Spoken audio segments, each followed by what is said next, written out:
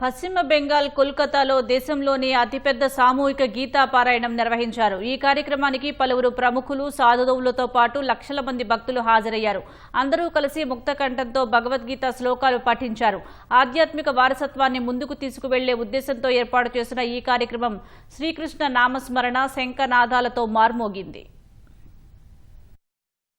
పశ్చిమ బెంగాల్ రాజధాని కోల్కతా శ్రీకృష్ణ నామస్మరణ, శంఖనాదాలతో మార్మోగింది. చారిత్రక బ్రిగేడ్ పరేడ్ గ్రౌండ్లో నిర్వహించిన సామూహిక గీతా పారాయణానికి లక్షలాది మంది హాజరయ్యారు. సనాతన సంస్కృతి సంసద్ అనే సంస్థ 5 లక్షల స్వరాలతో గీతా పారాయణం పేరిట ఈ భారీ కార్యక్రమాన్ని నిర్వహించింది. ఈ కార్యక్రమానికి పశ్చిమ బెంగాల్ గవర్నర్ సివి ఆనందబోస్, కేంద్ర మంత్రి సుకాంత మజుందార్, పరిసర రాష్ట్రాల ప్రజలు, వివిధ మఠాలకు చెందిన సాధువులతో పాటు పెద్ద ఎత్తున తరలివచ్చారు.